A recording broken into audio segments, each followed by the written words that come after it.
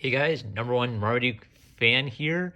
I think I'm actually going to focus on the Western comic a little bit more in this review, but I'll also do a quick review of Pokemon Adventures Volume 9. So I'm looking at Justice League of America number one. There are a million Justice League America number ones, but it's one of them, and it's like the opening chapter to The Tornado's Path. So the writer is Brad Meltzer, and I want to praise him because every modern comic I've read for the past year, I always have this thought at the back of my mind, which is usually like, yeah, it's okay, or that's not that good, or oh, wow, it's good, or it's great. But I always think, but it's written for people like me who know about all of these characters and all of this backstory, like going back to the 70s. Would anyone who is just reading about these characters for the first time be able to interpret this? And I want to praise this comic because I don't know anything about the Red Tornado. Really, he shows up in the Young Justice cartoon, and you get the feeling from that he's sort of a tragic Pinocchio type character. They did a good job of making me actually care about a character I don't know much about. So Meltzer deserves praise for that. However, I still think it has that issue where there's a lot of like 30 years of history to these characters where if you don't know, oh, this is perfect. If you don't know about Green Lantern, Green Arrow, are you going to be able to pick up on why are Roy and Hal Jordan such good buddies? Well, it's because back in the 60s when Roy did drugs, Hal Jordan was kind of like a cool guy and like tried to help him out of that situation. So you flash forward 30 years and they've kind of got like a cool uncle nephew sort of relationship.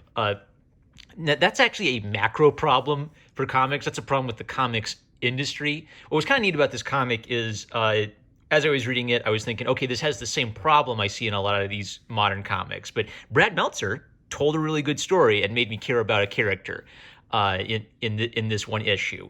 The penciler is the inestimable Ed Benes, one of these like Michelangelos of the industry. This is one of the things I love about comics is that the Michelangelos and Donatellos of our day all work in the comic book industry, and the comic book industry is something.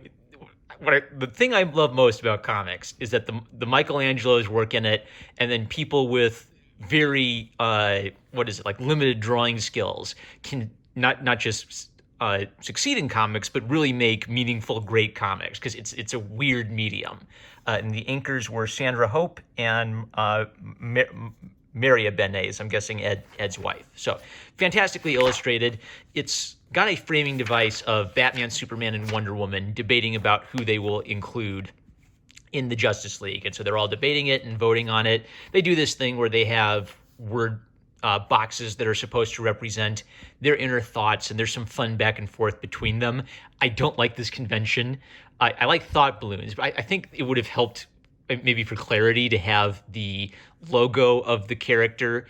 They do this sometimes, have the logo next to the editorial box. I really like that convention, actually. That kind of fixes most of my problems with the thought boxes instead of the thought bubbles. But the real story is about Red Tornado, who is basically Pinocchio plus a superhero vibe, where he's a robot. He was built by a mad scientist, but he has a real soul, and unlike other robots. And they do some really neat stuff to underscore this. So his wife is mourning for him.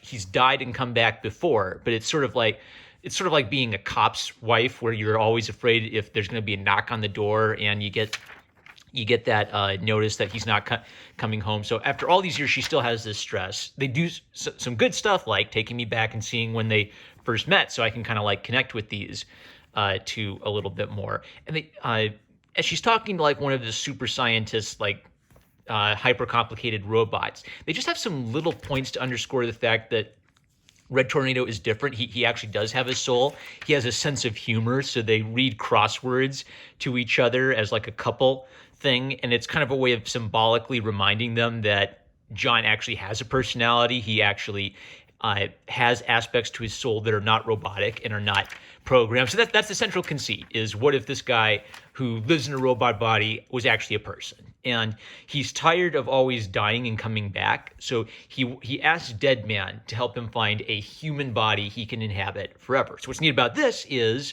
again, we're doing something neat with what's a big fat problem for modern comics, is death doesn't matter in modern comics. So one of the ways of like developing these characters or telling an interesting short story is, what if you were trapped? Well, if you were trapped in this cycle of death and resurrection continuously, wouldn't you want to break out of that and have a normal life for once? So there's a really human connection being added to that. More cutesy dialogue, and then there's a couple like little, I guess what you call subplots that they're building up for the graphic novel, where there's some investigation going on about different villains getting up to their dirty deeds. Okay, so something like this. Like, I kind of know who this guy is because I saw him show up in the Justice League cartoon once. Like, they always pull out the most obscure characters in these. And how much do you have to know to get into it? That's a general problem for a lot of modern comics. However, to the credit of this one, it told a really human story centering on Red Tornado. If you didn't know anything about Red Tornado, it communicated what you needed to know about Red Tornado to get it, and it was a great hook. So, despite my criticism of modern comics, this one is excellent.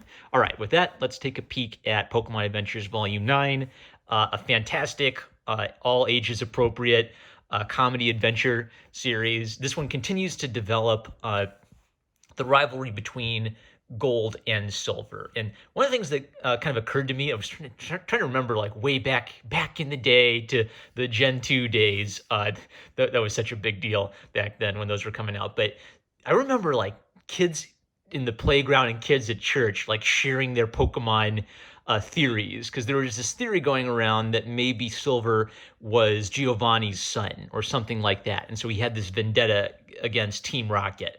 But the old Pokemon games were kind of weird, and they would sometimes have like a lot of ideas. Basically, the plot went nowhere. It just ends with Silver like hiding in a cave, and you could fight him once in a while, but like, was there some kind of secret plot to it? Who knows? Maybe they updated it when they remade the game 10 years later. But in the manga, they actually get to develop and add some of their own unique ideas to the Gold and Silver plot, and they tie it in with their Red, Blue, and Yellow stuff. So it's working at every level. So one way they're establishing Gold as a little bit different than Red is he's a little stupider than Red, and he's a little bit more selfish and arrogant than Red, but he's super cool. He's super cool. And so I marked this because this page, he's going to get into a bike riding race, but he prefers skateboarding because he's a skateboarder who wears his hat backwards and wears goggles. So he he like takes apart his bike and rebuilds it as a scooter, because that's like basically this page is a way of for a 9-year-old. This is a 9-year-old's idea of what the coolest bastard on the planet would be like, and I love it. He's a roguish. He's the Pokemon version of a roguish anti-hero. Fast forward. This is a neat little sequence because once in a while, not too often, but once in a while, they let the Pokemon go on a little adventure by themselves, and they don't talk to each other. They communicate with things like pictorial balloons, and this is just a neat thing because this is something comics are really good at, is purely visual stories without dialogue. So it's just neat to see them using the Pokemon in that way. Very, very creative. It works well. And now I want to talk a little bit about how they're tying things together. So they know they've established these characters in the previous volumes, Red, Blue, Yellow, and Green. And Gold's like flipping through a book, and he sees an old photo of Red when Red became champion. And he notices that Red has a Poliwrath, which is the evolved form of his little Poliwag. So this is kind of a neat thing because it's like there's a connection. There's the old generation and the new generation. They both have the similar Pokemon, kind of symbolically representing their similar, vibe or personality. And Gold has a baby version of it. So Gold hasn't caught up with Red yet. Over the course of this volume, his Pokemon does evolve, but it evolves differently than Poliwrath. So again, symbolically, Gold's kind of a different sort of guy. And it's a way of highlighting the different Pokemon from the game. So they're hitting on the, let's get all the cool Pokemon from the games in here side of it. And they're hitting on the maybe more symbolic, let's give these guys different personalities. Let's give these guys different struggle vibe of it. And it's really like 10-year-old reading level. Like, there isn't too much. There are a couple dramatic revelations that happen, but things are kind of like going at a steady, like, let's have a little adventure pace. And then they throw in a few curveballs. So Silver, we know, is a thief. He's more knowledgeable of Pokemon than Gold, and we've been led to think he's this scurrilous young man, but he has an agenda to fight Team Rocket, and Team Rocket are bad guys, so that makes him kind of mysterious. It makes him kind of interesting. Why does he want to defeat Team Rocket so bad he'll even go outside the law to do it? This is kind of neat. They use like earthquake attacks and it creates liquefaction, and then once there's liquefaction, he can manipulate the ground like it's water with a water Pokemon. That's a great idea. It's like, hey kids, let's learn something cool, and when you learn something cool, it'll make the character seem smart because they knew that cool thing you'd learn in high school geology or whatever. That's some great stuff. And we find out what Silver's deal is.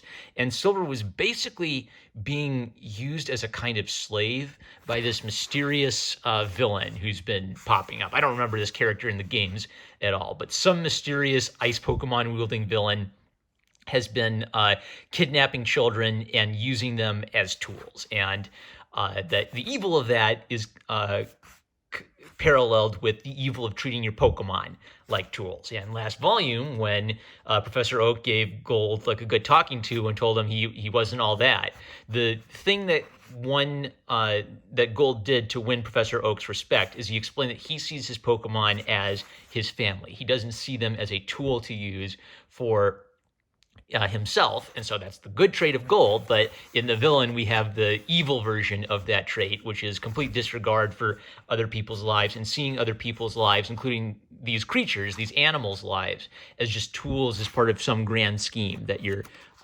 building up to. I mark this because they're actually going to like tie in Silver with their own original manga ideas. So Green had a mysterious past. She says she was picked up by a Pokemon as a child and dropped, so she was separated from her family, and she's looking for the Pokemon that did that. Silver, we see in this just one panel, so if you're reading carefully, you pick this up. Green is pulling Silver out of a burning building. So in the game, Silver has this mysterious past. Like, who is he? Where does he come from? Why does he hate Team Rocket? And in the manga, since they actually have some of their own original characters, they decide rather than just sort of leave that as an unanswered question like the game did, it seems like they're actually going to come up with some kooky answer for the question and tie the new characters in with the old characters. So everything's coming back together. Now, finally, after like a couple volumes, we take a trip back and we meet the characters we knew from the previous volumes. So red, blue, and yellow, and they're just doing really neat stuff. So in Pokemon Gold and Silver, at the end of the game, you go to the top of the mountain and you fight Red, the protagonist from the previous game, it's kind of a cool revelation because you weren't really expecting it. And it's kind of like symbolic of, like the new generation coming up and taking over for the old generation. So Red has gone on his journey. He's a hero now. He's cool. He's not a stupid kid anymore. He's a really competent, just a great guy. And he is having a problem where he is basically permanently injured after his previous fight. Like his hands and feet were frozen and his wrists have never gone back to normal. And he's kind of an athlete. It's like a baseball player, losing his throw, or a football player getting injured and not being able to play football anymore. He's basically struggling to deal with a physical disability that's keeping him from doing what he loves. But he's such a mature and well put together young guy that he's kind of putting a bold face on it for right now, and maybe trying to see if he can get like physical therapy for his problem. Yellow, this whole time, a year or so has passed, and Yellow has never revealed that she's a girl to Red, and Red's so stupid he still hasn't figured it out. That cracked me up. But Yellow's basically like a very concerned, whereas Red is like a very competent and enthusiastic young man. Yellow is a very compassionate and empathetic young woman. So she feels for him. Red goes off to get some healing, and he succeeds at a test for becoming a Pokemon gym leader, but even though he passes the test, he decides he's not ready yet because he wants to he feels like his disability is going to prevent him from being a good gym leader. So he wants to go try to take care of himself a little bit, take a break for a little bit and take care of himself and come back when he's ready. So it was just nice to check in on the old cast, and the implication is we're going to run into them again in the future. If you played the game, you knew that was coming. But whereas Gold is still kind of immature and still figuring things out, Red has finished his journey, but now that he's finished his journey, it's sort of like there's a melancholy at the end of his journey. So I'm just really interested to see how they develop this and how they build it. Fantastic children's entertainment. All right, those are our 2 reviews. This one's getting donated. This one I'm holding on to. It's hard to find. Go grab them while you can. But I'm number one Marmaduke fan. I love you guys. Catch you later.